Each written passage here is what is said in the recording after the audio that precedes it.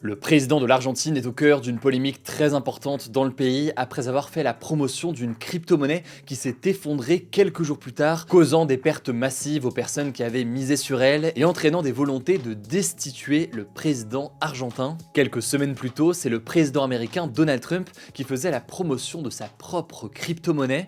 Au cœur de tout cela donc, il y a des soupçons d'enrichissement personnel avec des méthodes polémiques. Mais alors pourquoi est-ce que tout cela fait autant réagir? Comment analyser la situation? Salut, c'est Hugo, j'espère que vous allez bien, c'est donc le sujet à la une des actualités du jour. Vendredi donc, le président argentin Javier Milei a fait la promotion via un message sur X d'une crypto-monnaie appelée Libra, développée par l'entreprise KIP Protocol. Et une crypto-monnaie, pour ceux qui ne connaissent absolument rien, je vais essayer de résumer ça en une phrase, c'est donc une monnaie numérique décentralisée, grâce à la blockchain notamment, une technologie donc de stockage et de transmission d'informations, qui permet une monnaie jugée transparente, sécurisée en matière de transactions et qui fonctionne sans organe central de contrôle. Et on en parle donc cette semaine parce que dans son tweet, Javier Milei a partagé un lien vers un site qui reprend son propre slogan politique Vive la liberté et qui fait donc la promotion de cette crypto-monnaie. Selon lui, la crypto-monnaie Libra est censée aider au développement des petites entreprises et dès la publication du message, il y a donc de nombreuses personnes qui se sont mis à acheter des Libra, soit par conviction, soit par pur opportunisme, en sentant une spéculation potentielle. L'achat massif après le tweet du président argentin a provoqué une hausse rapide de la valeur de la crypto-monnaie. Mais le truc, c'est que quelques heures plus tard, son cours s'est finalement effondré, entraînant des pertes extrêmement importantes pour des milliers de personnes qui avaient acheté cette crypto-monnaie. Concrètement, l'économiste Eduardo Garçon, par exemple, estime que environ 9 individus auraient gagné près de 87 millions de dollars dans ces transactions, alors que 44 000 autres auraient perdu quasiment l'intégralité de leurs investissements, entraînant donc des millions de dollars de pertes au total pour toutes ces personnes qui en avaient acheté. Alors que s'est-il passé ici? Eh bien, d'après plusieurs experts financiers, il pourrait s'agir en fait d'une technique d'arnaque, où les créateurs et ceux qui détiennent en masse donc cette crypto-monnaie attirent des investisseurs qui font donc monter la valorisation, et ce avant que les créateurs ou les personnes qui en avaient avant donc cette hausse revendent très rapidement, avec au passage donc un très gros gain financier. À noter que selon The Kobeissi Letter, qui est une publication de référence sur la question des marchés financiers mondiaux, il y a environ 80% des actifs Libra qui étaient détenus par une petite partie des personnes, un petit groupe en fait de personnes, avant donc que Javier Milei n'en fasse la promotion. Et donc ce petit groupe avait la majorité des actifs, a potentiellement pu vendre leur crypto-monnaie après le tweet de Javier Milei et donc revendre avec une très grosse plus-value. Alors est-ce que le président argentin a lui-même bénéficié financièrement de tout ça? Aujourd'hui, eh bien, on n'en sait rien.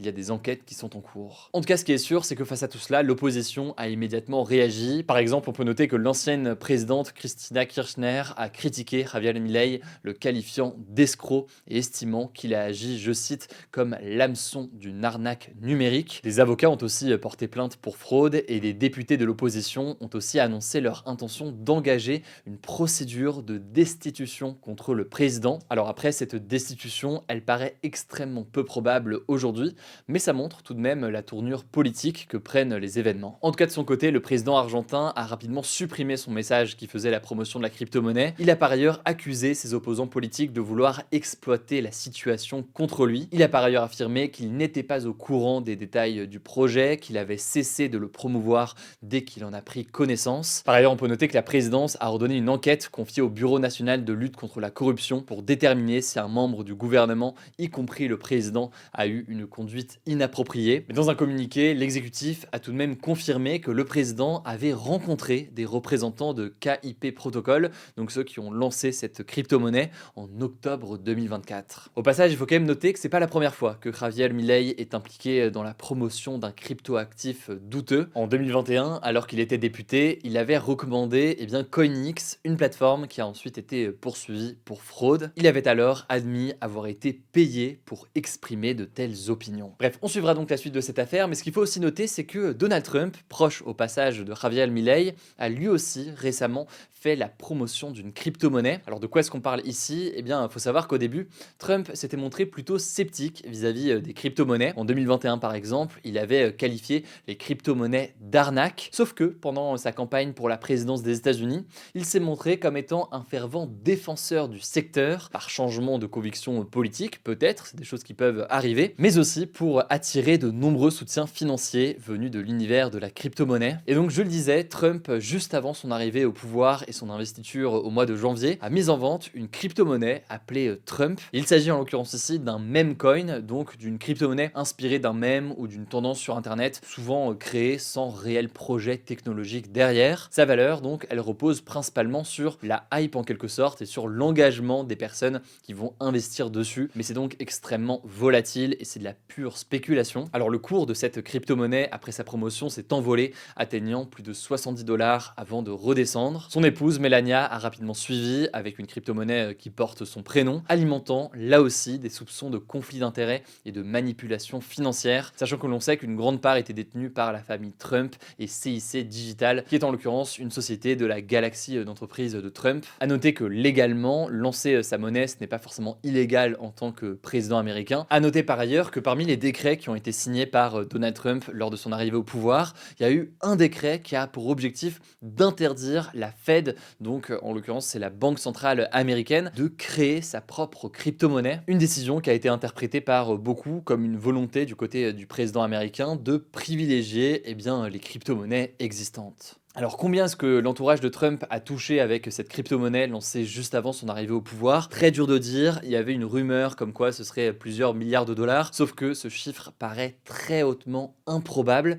C'est ce qu'indique notamment le magazine Forbes dans un article que je vous mets directement en description. Par contre, ce qui est sûr, c'est que Trump continue à croire aux crypto-monnaies. Parmi les décrets qu'il a signés, il y a eu aussi un décret visant à créer un groupe de travail sur les crypto-monnaies. Et l'un des objectifs serait éventuellement de créer une réserve stratégique de Bitcoin aux États-Unis, comme les États-Unis peuvent avoir déjà une réserve d'or ou de devises étrangères. L'objectif serait d'assurer une certaine souveraineté financière et d'affirmer la position des États-Unis dans ce domaine-là. Mais là aussi, c'est quelque chose qui fait beaucoup débat. On aura l'occasion en tout cas de suivre tout ça si c'est creusé par le président américain ou dans d'autres pays dans les prochains mois. Au passage, je le rappelle pour tous les nouveaux, nos formats d'actu du jour sont aussi disponibles sur Instagram pour recevoir l'essentiel de l'actualité au fil de la journée. Le nom du compte, c'est Hugo Décrypte. Je vous laisse avec Léa pour les actualités en bref et je reviens juste après. Merci Hugo et bonjour à tous. On commence avec cette actu. Près de 3 ans après l'invasion à grande échelle de l'Ukraine par la Russie, le président russe Vladimir Poutine a déclaré être prêt à négocier si nécessaire avec le président ukrainien Volodymyr Zelensky, selon le porte-parole de la présidence russe. Vendredi, Volodymyr Zelensky s'était dit prêt à rencontrer Vladimir Poutine à la condition qu'un plan commun soit convenu au préalable avec Donald Trump et l'Europe. On en parlait dans ce format hier, les discussions autour du règlement du conflits se sont accélérées ces derniers jours suite notamment à un rapprochement entre la Russie et les États-Unis, ce qui a suscité aussi des inquiétudes quant à la place de l'Ukraine et de l'Union européenne dans ces négociations. De hauts responsables américains et russes ont entamé une réunion ce mardi à Riyad, la capitale de l'Arabie Saoudite, qui porte notamment sur les relations entre les États-Unis et la Russie. Ni l'Ukraine ni les Européens n'ont été conviés à cette rencontre. Alors l'un des principaux points de blocage en cas de négociation pour un arrêt des combats porte sur l'avenir des territoires ukrainiens annexés par la Russie, comme la région de Donetsk. A noter que la Russie a également reconnu ce mardi le droit de l'Ukraine à adhérer à l'Union européenne si elle le souhaite, mais pas à l'OTAN, cette alliance politico-militaire de pays occidentaux menée par les États-Unis que Donald Trump a déjà menacé de quitter. Deuxième actu, une agence spéciale pour, je cite, le départ volontaire des habitants de Gaza va être créée, a annoncé le ministre israélien de la Défense, Israel Katz, ce lundi. Cela fait notamment suite au plan présenté par le président américain Donald Trump pour l'après-guerre à Gaza, qui implique la prise de contrôle de Gaza par les États-Unis et le déplacement des habitants vers l'Égypte et la Jordanie. Le premier ministre israélien Benjamin Netanyahou s'est donc engagé à respecter ce plan, alors que l'Égypte et la Jordanie ont rejeté cette option. Concernant cette agence spéciale créée au sein du ministère israélien de la Défense, elle comprendra, je cite, une assistance étendue pour les habitants de Gaza souhaitant partir volontairement, qui leur donnera notamment accès, je cite toujours, à des dispositions spéciales de départ par voie maritime, aérienne et terrestre, selon selon un communiqué du ministère. Toujours au Proche-Orient, l'armée israélienne s'est retirée du sud du Liban, à l'exception de quelques villages frontaliers, a annoncé un responsable libanais ce mardi 18 février. Concrètement, l'armée israélienne a annoncé rester présente sur 5 points stratégiques le long de la frontière, en y laissant un petit nombre de soldats déployés, malgré l'accord de cessez-le-feu avec le Hezbollah, qui prévoyait un retrait total. De son côté, l'armée libanaise a indiqué que des unités militaires s'étaient déployées dans plusieurs villages frontaliers du sud du Liban après le retrait des forces israéliennes. Troisième actu, en France, le budget de la sécurité sociale pour 2025 a définitivement été adopté par le Parlement. Le Sénat a adopté le texte ce lundi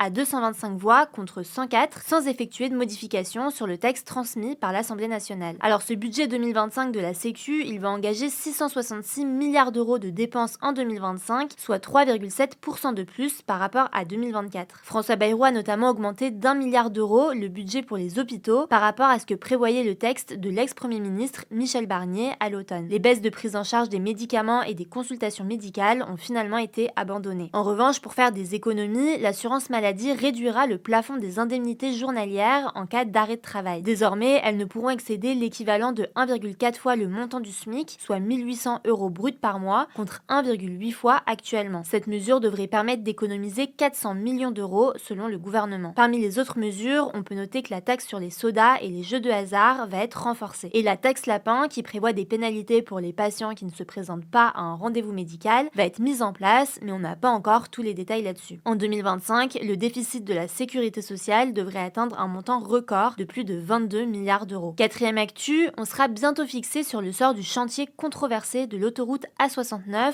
entre Castres et Toulouse. Une audience a débuté ce mardi au tribunal administratif de Toulouse pour examiner les recours déposés par les opposants au projet. Alors les travaux, qui ont été autorisés en mars 2023 par le préfet, prévoient la construction d'une autoroute de 53 km reliant Castres à Toulouse et qui devrait ouvrir fin 2025. Sa construction était soutenue par de nombreux élus du département qui y voient un moyen de désenclaver le sud du département du Tarn et de relier Toulouse à Castres plus rapidement. Mais le projet est vivement critiqué en raison de son impact environnemental, mais aussi de son coût pour les usagers. Le tribunal rendra sa décision le 27 février, on suivra ça sur la chaîne. Cinquième actu, l'animateur TV et agent immobilier Stéphane Plaza est condamné à 12 mois de prison avec sursis pour violence conjugale. L'homme de 54 ans a été reconnu coupable de violences habituelles physiques et psychologiques par concubin entre 2018 et 2022 sur une ex-compagne, Amandine. Il a également l'interdiction d'entrer en contact avec elle pendant un an. La peine figurera donc sur son casier judiciaire, mais il n'ira pas en prison. Une autre de ses anciennes compagnes l'accusait de violences physiques et psychologiques, mais il a été relaxé pour cette affaire car les faits n'étaient pas suffisamment étayés selon la justice. Stéphane Plaza a 10 jours pour faire appel de sa condamnation. Et on finit avec cette bonne nouvelle, le Japon s'est engagé à réduire ses émissions de gaz à effet de serre de 60% d'ici 2035 par rapport à 2013. Concrètement, le pays, qui est encore très dépendant des hydrocarbures, va notamment augmenter la part des énergies renouvelables dans sa production d'électricité. L'objectif, c'est qu'elle atteigne 40 à 50% contre seulement 23% en 2023. Le Japon va réduire à l'inverse la part des centrales thermiques. Merci beaucoup Léa pour ces actualités en bref. Alors au passage, je sais pas si vous avez des questions, que ce soit sur l'actualité, sur notre travail au quotidien ou autre,